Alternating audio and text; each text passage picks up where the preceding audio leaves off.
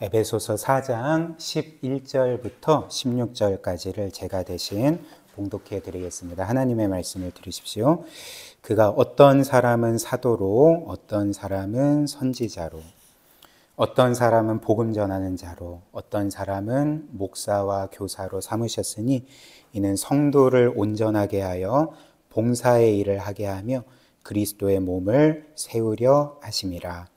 우리가 다 하나님의 아들을 믿는 것과 아는 일에 하나가 되어 온전한 사람을 이루어 그리스도의 장성한 분량이 충만한 데까지 이르리니 이는 우리가 이제부터 어린 아이가 되지 아니하여 사람의 속임수와 간사한 유혹에 빠져 온갖 교훈의 풍조에 밀려 요동하지 않게 하려 함이라.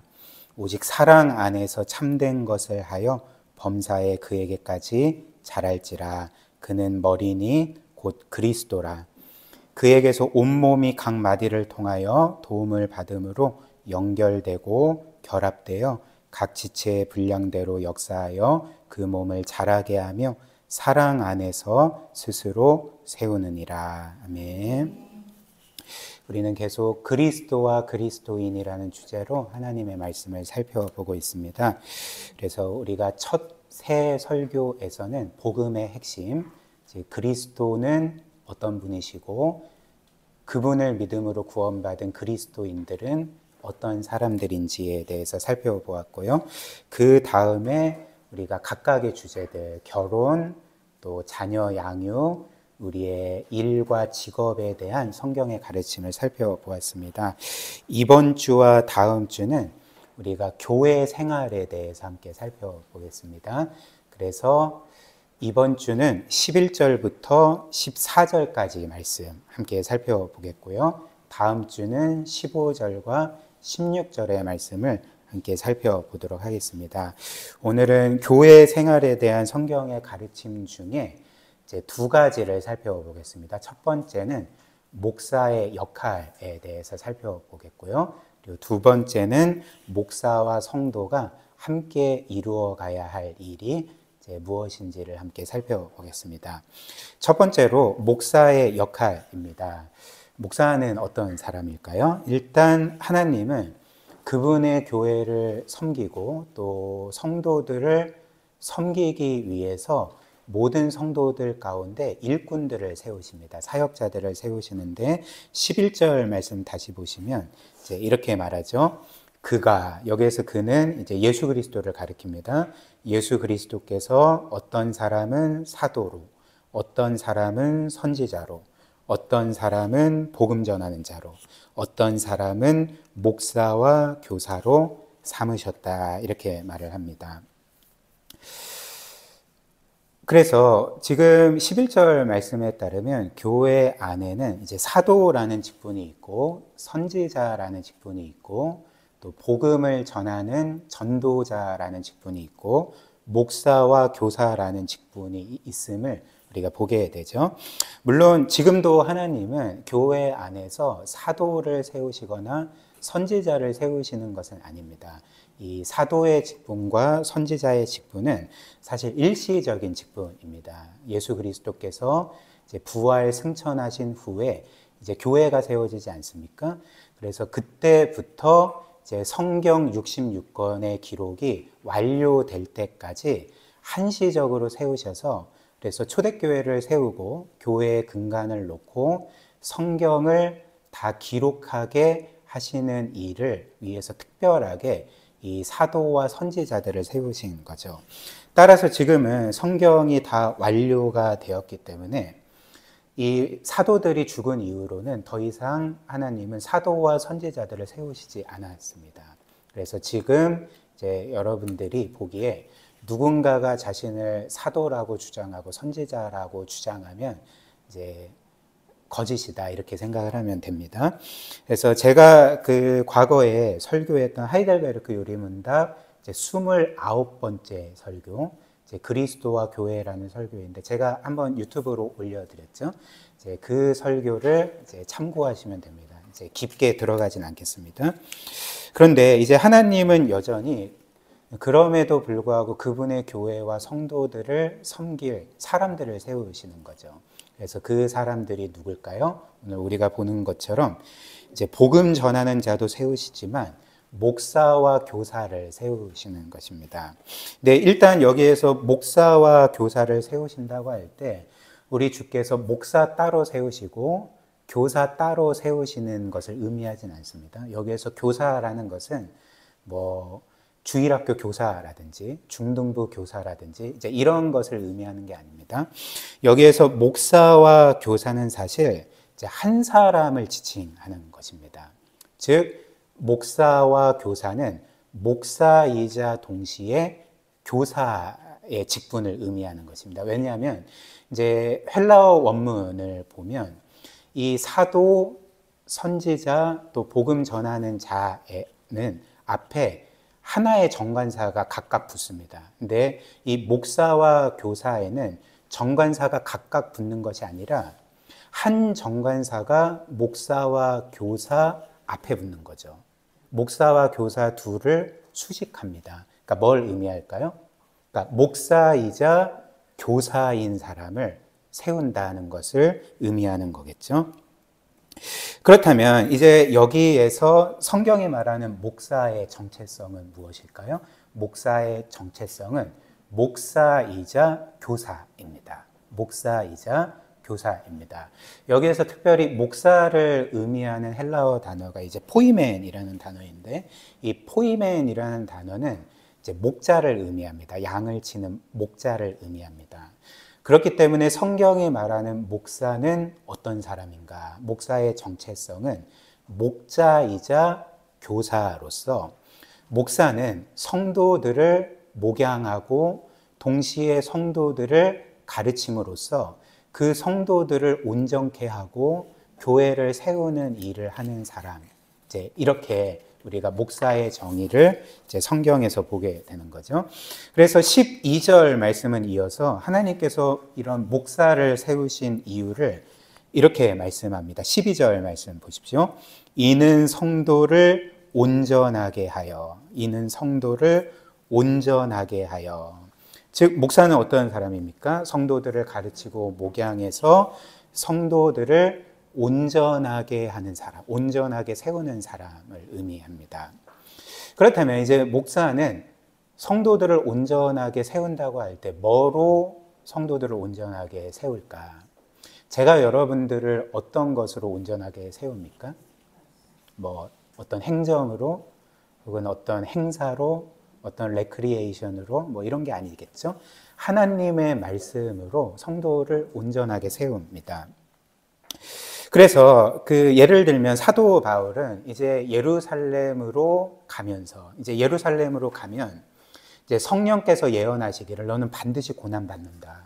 그리고 이후에 로마에 가서는 너는 반드시 순교할 거다. 이제 이런 예언을 받고 예루살렘으로 갑니다.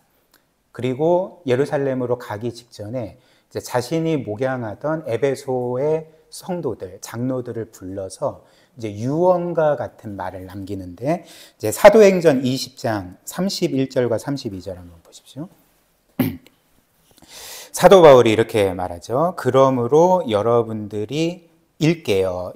여러분이 일깨어라는 말은 뭐냐면 이제 좀 어렵게 번역이 됐어요. 여러분은 정신을 차리고 이런 의미입니다. 여러분은 정신을 차리고 내가 3년이나 밤낮 쉬지 않고 눈물로 각 사람을 훈계하던 것을 기억하라. 지금 내가 여러분을 주와 및 그 은혜의 말씀에 부탁하노니. 우리 교회 이름이 여기에서 나왔죠. 주와 및 그 은혜의 말씀에 부탁하노니 뭐라고 말합니까? 그 말씀이 여러분을 능히 든든히 세울 거다 이렇게 말을 하는 거죠. 그래서 거룩하게 하심을 입은 모든 사람 가운데서 기업을 얻게 하실 거다 이렇게 말을 합니다. 성경이 말하는 바 우리를 영적으로 성장시키고 온전하게 세우는 것을 뭐라고 말합니까? 하나님의 말씀이라고 말하는 거죠. 하나님의 말씀만이 저를 온전하게 하고 여러분들을 온전하게 할 수 있는 유일한 것입니다. 다른 어떤 것이 아닌 거죠. 한번 생각을 해보십시오. 이 세상에 그것 자체로 생명을 만들어낼 수 있는 것, 생명을 창조해낼 수 있는 것이 있습니까? 여러분들이 생각하시기에. 없던 것에서, 생명이 없던 것에서 생명을 창조할 수 있는 것이 있습니까? 없습니다. 물론 어떤 사람들은 이렇게 말하겠죠. 사람도 아기를 낳지 않나요? 생명인 아기를 낳고 동물들도 또 식물들도 각자 그렇게 번성하며 생명을 낳지 않나요? 이렇게 말할 수 있습니다. 그러나 그렇지 않죠. 그런 것은 사실 기존에 있던 생명에서 자연스럽게 생명을 낳는 것에 불과합니다. 없던 것에서 생명을 만들어낼 수 있는 것은 이 세상 어떤 것도 없습니다. 아무것도 없습니다. 오직 무에서 유를 창조하실 수 있고 생명이 없는 곳에서 생명을 창조하실 수 있는 분은 하나님밖에 없는 거죠.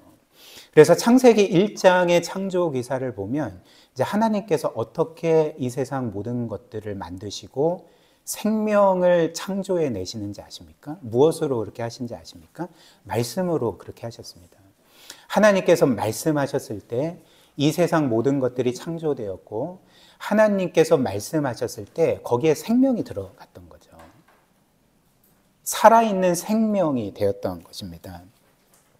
즉 우리에게 참 생명, 여러분들에게 영적인 생명을 줄 수 있는 것은 하나님의 말씀밖에 없습니다. 그래서 이런 이유로 우리가 사도행전을 보면 이제 사도들이 계속적으로 복음을 전하고 성도들을 돌보고 교회들을 세워가는 가운데 이제 많은 사람들이 교회로 몰려오게 되었고 놀라운 부흥을 이루지 않았습니까? 그래서 사도들이 이제 말씀을 전하는 일보다는 교회의 행정 업무에 이제 시달리게 되었습니다. 그래서 그런 많은 행정 업무로 인해서 하나님의 말씀을 전하고 가르치는 일에 지장을 받자 이제 어떤 결정을 내렸을까요? 이제 그런 행정적인 일들을 대신할 수 있는 7명의 집사를 세워서 그들에게 위임했던 거죠. 그래서 그 이유를 이렇게 말합니다. 사도행전 6장 2절부터 4절 보시면 이제 우리말 성경입니다. 2절 그리하여 12 사도들은 제자들을 모두 불러놓고 말했습니다. 우리가 음식을 분배하는 일로 인해서 하나님의 말씀 가르치는 사역을 소홀히 여기는 것은 옳지 않습니다. 뭔 일일까요? 그러니까 행정적인 일인 거죠. 오늘도 우리 엄집사님이 우리를 위해서 점심 식사를 준비해 오셨는데 만약에 이제 교회를 세워가는 일 가운데 여러분들은 아무것도 안 하고 제가 매주 주일 아침에 밥을 해서 간다고 해봅시다. 그럼 어떻게 되겠습니까? 저는 여러분들에게 온전히 말씀을 전할 수가 없을 것입니다. 말씀을 심혈을 기울여서 준비해서 이 자리에서 여러분들에게 전할 수가 없을 것입니다. 그러니까 사도가 지금 이런 상황에 있었던 거죠. 그래서 3절 형제들이여 여러분 가운데 성령과 지혜가 충만하다고 알려진 사람 7명을 뽑으십시오. 그러면 이 임무는 그들에게 맡기고 우리는 기도하고 말씀을 가르치는 일에 온 힘을 기울이겠습니다. 이렇게 말했습니다. 그래서 이 말씀에 따라서도 사도들이 말한 목사의 정체성이 무엇입니까? 기도와 하나님의 말씀 전하고 가르치는 일에 헌신한 사람들입니다. 그래서 그 일에 헌신하여서 성도들을 말씀으로 가르치고 목양하고 온전하게 세우는 사람이 성경이 말하는 목사라는 거죠. 따라서 목사는 행정가가 아닙니다. 물론 행정의 일을 해야 되겠죠. 그러나 행정가가 아닙니다. 목사는 어떤 면에서 여러 많은 활동과 또 행사들을 통해서 교회를 부흥시키는 사람이 아닙니다. 한국교회는 목사에 대한 그런 인식이 강한 것 같습니다. 그러나 그렇지 않습니다. 목사가 그런 일에 시달리다 보면 하나님의 말씀을 온전히 전할 수가 없습니다. 그건 여러분들도 경험한 바이지 않습니까? 행사가 많은 교회일수록 목사가 하나님의 말씀을 온전히 전하는 일은 거의 보기가 쉽지 않습니다. 그러니까 목사는 하나님의 말씀을 전하는 일과 기도하는 일에 헌신하여서 교회와 성도들을 섬기는 사람이라는 거죠. 그러나 이제 목사가 이렇게 하나님의 말씀을 전하고 가르치고 목양하는 목적은 단지 성도들을 온전하게 하기 위함이 아닙니다. 이제 더 나아가서 이제 뭐라고 말을 합니까? 에베소서 4장 12절 말씀 한 번 더 보시면, 이는 즉 목사가 하나님의 말씀으로 목양하는 목적은 성도를 온전하게 하고 더 나아가 봉사의 일을 하게 하는 거죠. 봉사의 일을 하게 한다는 것입니다. 즉 목사는 반드시 성도들을 어떤 면에서는 사역자로 세워야 합니다. 말씀으로 양육할 뿐만 아니라, 온전케 할 뿐만 아니라 그것을 통해서 성도들 각자가 봉사의 일을 하게 하여서 각각의 지체들이 직접 하나님을 섬기게 만드는 사람이 바로 목사라는 거죠. 그렇기 때문에 이는 어떤 면에서 목사의 역할을 알려줄 뿐만 아니라 성도의 역할이 무엇인지 알려주는 말씀이라 할 수가 있는 거죠. 성도의 역할은 무엇입니까? 그러니까 목사는 말씀으로 성도들을 가르치고 목양하고 온전하게 세우고, 성도들은 목사의 가르침과 목양을 받아서 영적으로 계속 성장할 뿐만 아니라 봉사의 일을 하게 하여서, 봉사의 일을 해서 교회를 함께 섬기는 역할들을 이제 감당해야 한다는 것입니다. 그리고 이것이 바로 진정한 영적인 성장인 거죠. 성도가 목사의 그런 선포되는 말씀과 가르침을 통해서 영적으로 성장하는 것은 단지 자신의 개인적인 영적인 만족을 얻기 위함이 아닙니다. 혹은 자신이 과거보다 훨씬 늘어난 어떤 지식을 자랑하거나 자신의 믿음을 자랑하기 위함도 아닙니다. 하나님께서 교회를 통해, 그리고 목사를 통해 여러분들에게 하나님의 말씀을 전하게 하시는 유일한 목적은, 그 중요한 목적은 여러분들로 하여금 여러분들 각자가 스스로 섬길 수 있는 사람이 되도록 만드시기 위함이라는 거죠. 이게 진정한 영적인 성장입니다. 한번 생각을 해보십시오. 보통 그 한국교회의 많은 성도들은 자신의 영적 성장을 굉장히 개인주의적인 차원으로만 생각할 때가 많습니다. 내가 하나님의 말씀에 대한 지식이 많아지는 것, 혹은 내가 과거보다는 훨씬 더 오래 기도할 수 있게 되는 것, 그리고 또 어떤 그 신비한 것을 추구하는 교회 같은 경우에는 내가 뭔가 방언도 하고 예언도 하고 뭔가 신비한 것도 보고, 그래서 다른 사람들 보기에 신령한 사람처럼 비춰지는 것을 사람들은 보통 영적인 성장이라고 말합니다. 성경은 결코 단 한 번도 그렇게 말하지 않습니다. 그렇게 말하지 않습니다. 우리가 영적으로 성장한다는 것은 나만 좋은 게 아니라 예수 그리스도를 닮는 것입니다. 영적으로 성장한다는 것은 여러분들이 예수 그리스도를 닮는다는 의미고, 예수 그리스도를 닮는다는 것은 무엇이겠습니까? 이제 우리가 예수 그리스도처럼 나 자신만을 위해, 나의 유익만을 위해 살지 아니하고 나의 것을 남의 유익을 위해서 주고 사용할 수 있어서, 그래서 주 예수 그리스도처럼 섬기는 삶을 살아가는 것이 저와 여러분들이 영적으로 성장한다는 의미가 되는 거죠. 성경이 우리 주님께서 사신 삶을 어떻게 말합니까? 고린도후서 8장 9절이 주의 삶을 요약하고 있습니다. 이것은 우리 함께 읽어볼까요? 고린도후서 8장 9절 시작. 우리 주 예수 그리스도의 은혜를 너희가 알거니와 부유하신 이로써 너희를 위하여 가난하게 되심은 그의 가난함으로 말미암아 너희를 부유하게 하려 하심이라. 여기에서 이 말씀에 따르면 우리가 그리스도를 닮는다는 것은 무엇을 의미하겠습니까?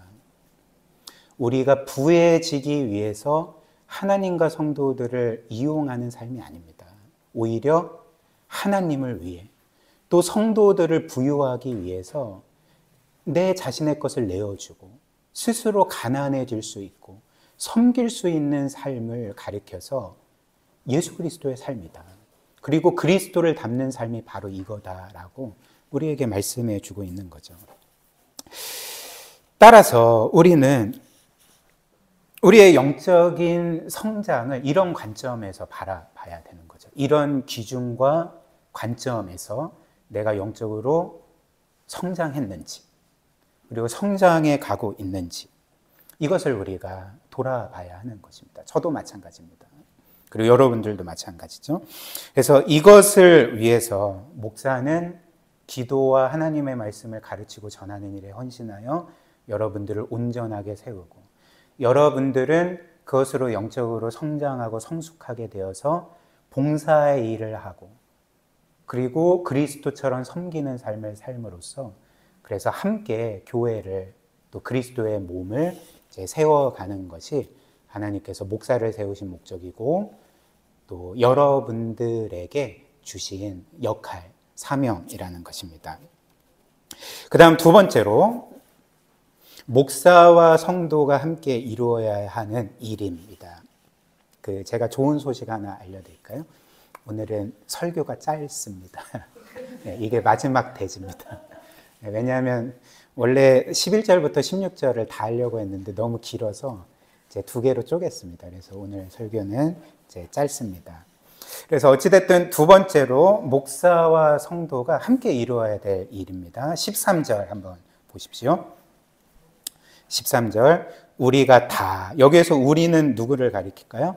그러니까 목사와 성도가 다 하나님의 아들을 믿는 것과 아는 일에 하나가 되어서 온전한 사람을 이루어 그리스도의 장성한 분량이 충만한 데까지 이르리니, 이렇게 말합니다.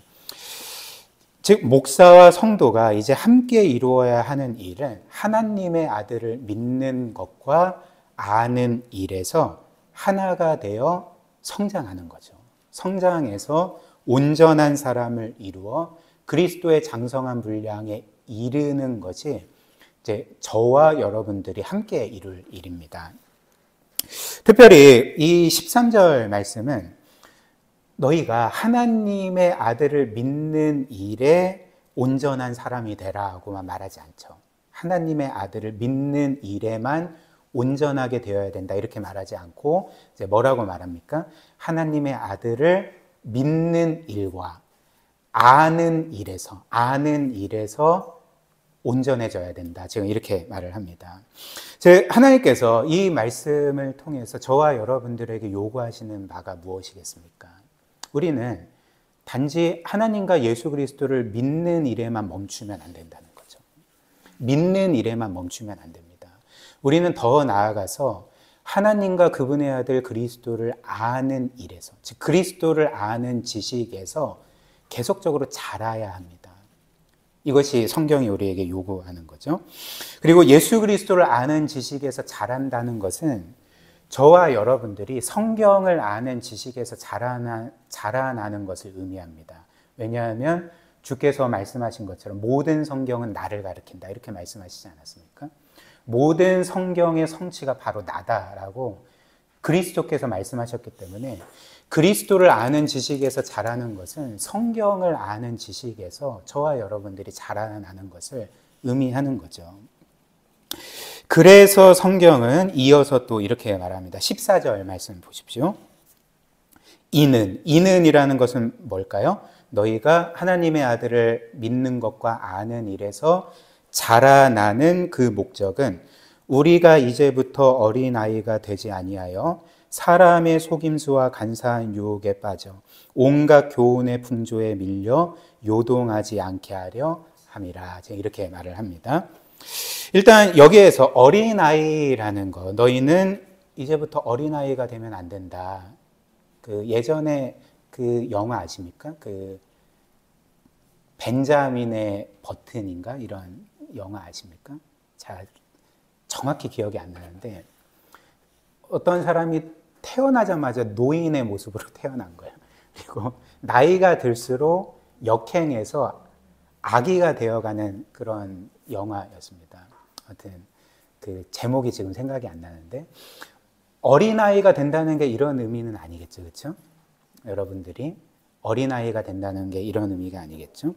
여기에서 어린아이가 되지 말라라고 할 때 어린아이가 된다는 것은 영적인 어린아이가 되면 안 된다. 이런 의미일 것입니다. 즉 그리스도를 아는 일에서 너희는 미성숙하면 안 된다. 너희는 계속 어린아이 수준에 머물면 안 된다. 너희는 어른의 모습으로 자라야 된다. 지금 이렇게 말을 하고 있는 거죠. 근데 성경이 우리가 이런 영적인 어린아이의 수준에 계속 머물게 되면 이제 어떻게 된다고 경고를 합니까? 만약에 너희가 그리스도를 아는 지식에서 어린아이 수준에 머물면 너희는 영적인 분별력을 잃고 사람의 속임수와 간사한 유혹에 빠져서 이 세상의 온갖 교훈의 풍조에 떠밀리게 될 거다. 이렇게 경고를 하고 있습니다. 실제로 성경은 말세의 증거를 뭐라고 말하는지 아십니까?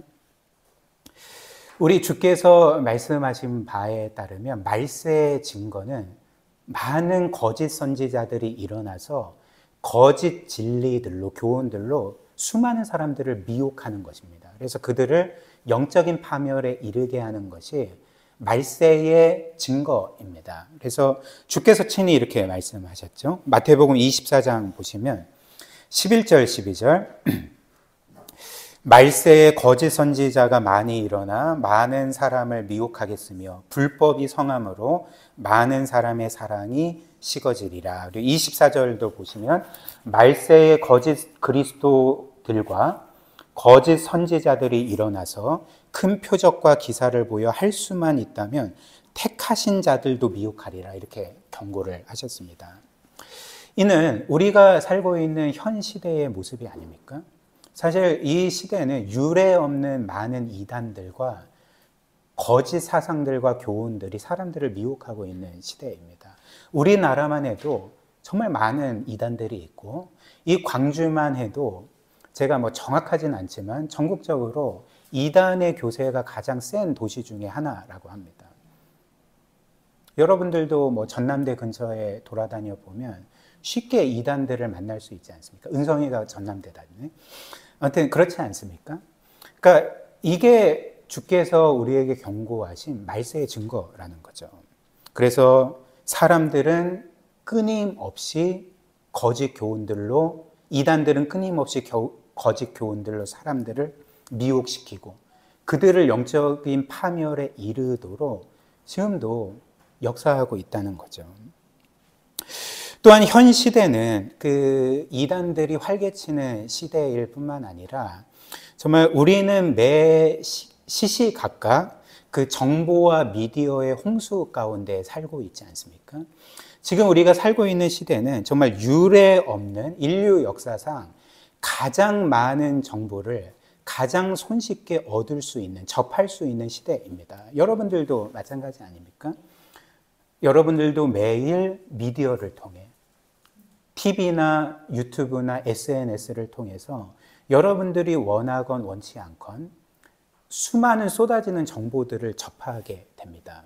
물론 그 중에서는 우리의 삶에 유익을 주는 정보들도 있고 가치 중립적인 정보들도 있는 것은 사실이나 그러나 여러분들이 접하는 정보들 중에는 하나님의 말씀에 반하는 사상들도 많습니다. 그런 홍수 가운데 우리가 살고 있는 거죠. 그런데 그렇다면 우리는 이런 상황에서 우리가 접하는 수많은 정보들, 그리고 수많은 사상들이 하나님의 말씀에 비추어서 문제는 없는지, 그 말씀이, 그런 사상들이 아무런 문제가 없어서 우리가 충분히 받아들일 수 있는지, 아니면 내가 접하고 있는 이 정보들과 사상들이 하나님의 말씀과 정면으로 배치되고 하나님의 말씀을 그렇게 거슬러서 신앙인으로서 결코 받아들일 수 없는 것인지 여러분들은 어떻게 분별할 수가 있겠습니까? 하나님의 말씀을 알아야지만 이것들을 분별할 수가 있는 거죠.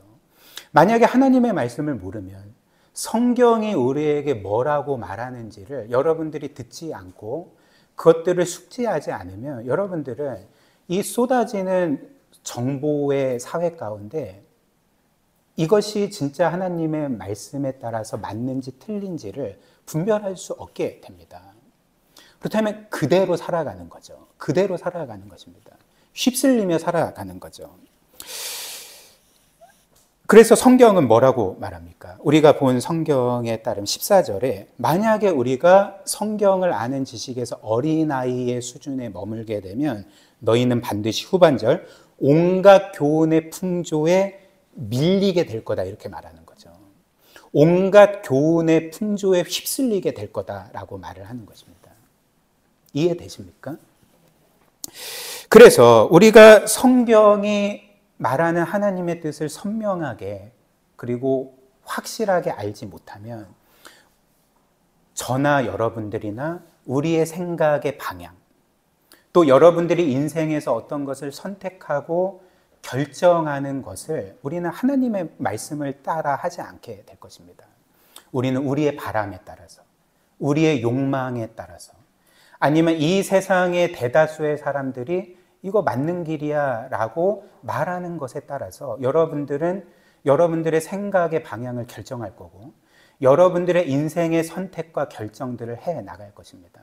성경은 이것을 뭐라고 말합니까? 온갖 교훈의 풍조에 밀리는 것이라고 말을 하는 거죠. 이렇게 되면 안 된다는 것입니다. 따라서 우리는 하나님과 예수 그리스도를 믿는 일뿐만 아니라 아는 일에서 계속 자라야 합니다. 실제로 여러분들 자신이 경험하셨을 수도 있고 혹은 과거에 다니는 교회에서 이런 사람들을 보신 적도 있으실 것입니다. 저도 적지 않게 보고 경험했던 것 같습니다. 실제로 한 사람이 평생 신앙생활을 한다 할지라도 그가 꾸준히 성경을 읽고 묵상하고 또 체계적으로 배우는 일에 힘쓰지 않으면 사실 그는 신앙의 연수가 10년, 20년, 30년에 이른다 할지라도 여전히 영적인 어린아이 수준으로 살게 됩니다. 그래서 어떤 중요한 일의 결정에 있어서도 이 일에 대해서 하나님이 뭘 말씀하시는지, 나에게 어떤 지침을 주셨는지를 따르지 아니하고 그냥 자신의 바람대로, 자신의 욕망대로, 세상 사람들이 살아가는 대로, 이 세상의 절대 다수가 옳다고 말하는 대로 그대로 가는 거죠. 그렇게 되면 안 됩니다. 마치 사사기의 시대처럼 우리가 성경을 모르면 각자 소견에 옳은 대로 살아가게 되는 거죠. 각자 소견에 옳은 대로 살아가게 되는 것입니다. 그리고 이렇게 성경을 모르기 때문에 많은 성도들이 말도 되지 않는 이단의 사상에 미혹되고 결국에는 자신의 영혼이 파멸되는 길로 나아가지 않습니까? 오늘 너무 센 것 같습니까? 그렇지 않죠. 그렇지 않습니다. 그렇다면 내가 지금 이런 영적인 어린아이의 수준에 머물러 있지 않고 내가 하나님을 알고 그리스도를 아는 지식에서 자라가고 있다는 것을 이제 확인할 수 있는 방법이 무엇일까요? 어린아이의 수준에 머물고 있는지 아닌지를 내 스스로가 확인할 수 있는 방법이 하나 있습니다. 이것은 저와 여러분들이 다음의 질문에 마음속으로 답해 보는 것입니다. 한번 들어보십시오. 이런 질문입니다.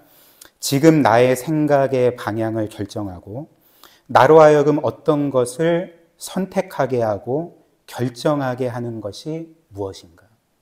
하나님의 말씀인가? 아니면 이 세상의 말들인가? 혹은 내가 나의 삶에서 가장 중요하다 생각하고 있는 나의 최고의 가치 판단 기준은 무엇인가? 즉 그것이 옳은지 그른지, 내가 받아들여야 되는지 받아들이지 말아야 되는지를 결정하는 우리의 최고의 가치 판단 기준이 무엇인가? 하나님의 말씀인가? 아니면 이 세상의 말들이나 다수결의 의견이나 유행인가? 이것을 우리가 한번 답해 보아야 하는 것입니다. 여러분들은 어떠십니까? 여러분들은 여러분들의 삶에 가장 중요하고 여러분들의 인생에 가장 큰 영향을 끼쳐서 여러분들의 생각의 방향을 결정하고 여러분들의 인생의 선택과 결정들을 이끄는 것이 하나님의 말씀입니까? 아니면 이 세상의 말들이나 유행입니까? 만약 후자라면 저와 여러분들이 영적인 어린아이 수준에 머물고 있는 것입니다. 이 세상의 온갖 교훈의 풍조에 지금 휩쓸리고 있는 중입니다. 그렇게 되면 안 된다는 거죠.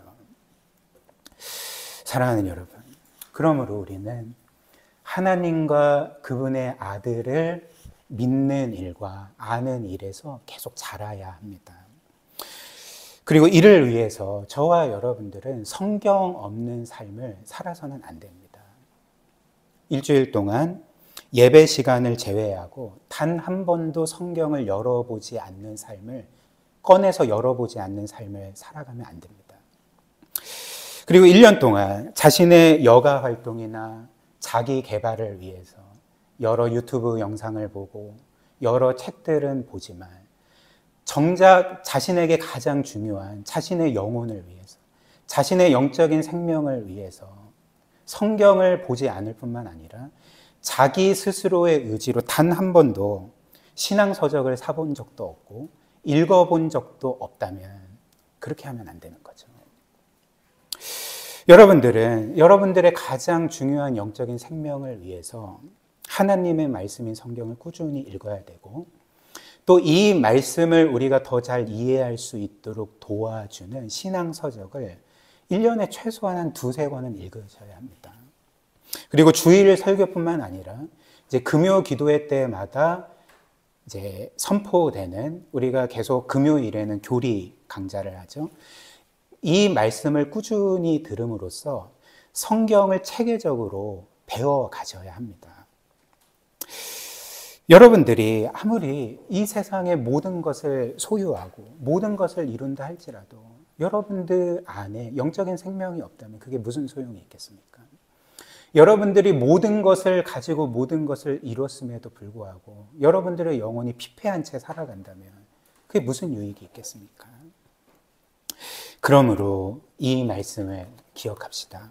신명기 8장 3절 말씀 우리 한번 같이 읽겠습니다. 떡으로만 사는 것이 아니요 여호와의 입에서 나오는 모든 말씀으로 사는 줄을 내가 알게 하려 하심이라. 다시 읽겠습니다. 제가 읽겠습니다. 사람이 떡으로만 사는 것이 아니요 여호와의 입에서 나오는 모든 말씀으로 사는 줄을 너가 알게 하려 하심이니라. 이렇게 말씀합니다.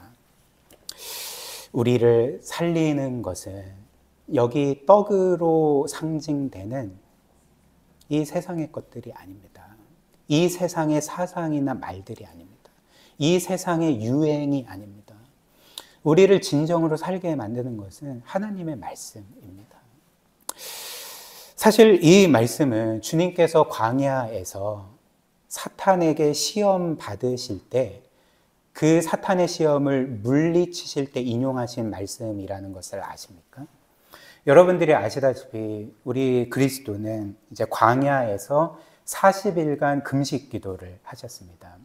그리고 그 기도가 마칠 때쯤 이제 극도의 굶주림으로 지쳐있던 주님께 사탄이 와서 이제 이렇게 유혹을 했던 거죠. 너가 하나님의 아들이거든 이 돌들을 떡으로 만들어서 먹으라. 이렇게 유혹을 했습니다. 근데 사실 사탄의 이 유혹의 핵심이 무엇인지 아십니까? 사실 어떤 면에서 이렇게도 해석할 수 있을 것입니다. 아, 사탄이 그리스도께 호의를 베푸네. 그리스도가 시장하실까 봐 이 돌들을 떡으로 만들어서 예수님 배고프시죠? 좀 이거 드시고 좀 힘을 내세요. 이런 게 아니겠죠, 그렇죠? 그리고 이 유혹의 핵심은 단지 그냥 돌을 떡으로 만들어서 먹으라 이런 것도 아닙니다. 사탄이 한 이 유혹의 핵심이 무엇인지 아십니까? 사탄의 궁극적인 의도가 무엇인지 아십니까? 바로 이것이었습니다. 한번 들어보십시오.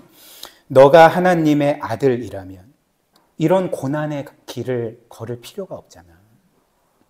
즉, 저 죄인들을 구원하기 위해서 당신이 이런 희생을 할 필요가 없지 않습니까? 그러니 당신은 성부 하나님의 뜻에 순종해서 이렇게 고통스럽게 사시지 말고 당신의 능력을 당신을 위해 사용해서 편하게 사십시오. 이게 사탄의 유혹의 핵심이었습니다. 즉, 핵심이 무엇일까요? 당신은 하나님의 말씀이 아니라 당신의 그 유익을 위한, 또 삶의 안락을 위한 떡을 위해 살라라는 것이 사탄의 유혹의 핵심이었습니다. 그리고 주님을 이렇게 유혹한 사탄은 지금도 똑같은 방식으로 저와 여러분들을 유혹하고 있다는 것 아십니까? 사탄은 여러분들에게 이렇게 유혹합니다. 한번 들어보십시오. 너에게 중요한 것은 하나님의 말씀이 아니라 이 세상의 대다수의 사람들이 맞다고 말하는 길을 가는 것 아니야? 그 길이 너의 꿈을 이뤄줄 수 있고 너가 진정으로 원하는 행복을 안겨다 줄 수 있을 거야. 따라서 더 이상 어리석게 하나님의 말씀을 따라 살지 말고 그냥 대다수의 사람들이 사는 것처럼 이 세상의 말들을 따라서 성공하는 인생을 살아. 왜 그렇게 힘들게 살아? 라고 우리를 시시각각 유혹하지 않습니까? 저도 마찬가지입니다. 즉 사탄은 우리에게 너는 하나님의 말씀이 아닌 떡을 선택해야 된다라고 계속 유혹합니다. 그러나 주님은 그 유혹을 단호히 거절하시면서 우리가 본 이 신명기 8장 말씀처럼 사람이 떡으로만 살 것이 아니요 하나님의 입으로부터 나오는 모든 말씀으로 살 것이니라 이렇게 말씀을 하신 거죠. 사랑하는 여러분, 주님은 그분의 참 생명을 위해서 떡을 선택하시지 않았습니다. 주님은 그분의 참 생명과 영혼의 안식과 평안을 위해서 하나님의 말씀을 선택하셨습니다. 그래서 주님께서 하나님의 말씀을 선택하셨기 때문에 어떤 일을 겪으셨습니까? 사실 우리는 이 땅에서 하나님의 말씀을 선택하는 것이 우리에게 최고의 복입니다. 왜냐하면 우리의 존재 자체가 원래 하나님의 말씀대로 살아갈 때에 참된 생명과 안식과 평안함을 누리도록 우리 존재가 디자인되었기 때문에 그렇습니다. 그렇기 때문에 저와 여러분들은 하나님의 말씀대로 사는 것이 복입니다. 그러나 예수 그리스도는 떡이 아니라 하나님의 말씀을 선택하셨을 때 어떤 삶을 사셨는지 아십니까? 그분의 삶은 끝없는 고난이 펼쳐졌습니다. 그리고 그분은 하나님의 말씀에 순종했기 때문에 생명을 얻은 것이 아니라 복을 받은 것이 아니라 십자가에 못 박혀 죽임당하셨던 거죠. 그것이 무엇 때문이었습니까? 바로 저와 여러분 때문에 그랬다는 거죠. 즉 우리는 일평생 하나님의 말씀이 아니라 이 세상의 떡을 선택하고 나의 바람과 욕망을 선택하고 이 세상의 대다수의 사람들이 말하는 것을 선택하지만 그래서 그렇게 삶으로써 우리는 늘 죄를 짓고 영적으로 실패했지만 예수 그리스도는 우리 대신 떡이 아니라 하나님의 말씀을 선택하심으로써 그리고 그 말씀을 선택하셔서 우리를 위해 우리의 모든 죄를 담당하셔서 십자가에 못 박혀 죽임 당하심으로 우리를 하나님께 영원히 의로운 자로 그분의 영원한 자녀로 받아들여지게 하신 것이 아니겠습니까? 우리가 이 사실을 정말 믿는다면 그리고 이 사실을 기억한다면 우리는 우리를 사랑하사 우리를 위해 죽으신 그분의 말씀을 가장 중요하게 여길 것입니다. 우리의 삶의 최우선적인 가치 판단 기준으로 삼게 될 것입니다. 그리고 그 말씀을 알고 순종하는 일에 우리는 끊임없이 잘하도록 애쓰게 될 것입니다. 이 복음이 저와 여러분들을 늘 변화시켜서 늘 하나님의 말씀으로 나아가게 하고 그 말씀대로 살아가게 하기를 주님의 이름으로 축복합니다.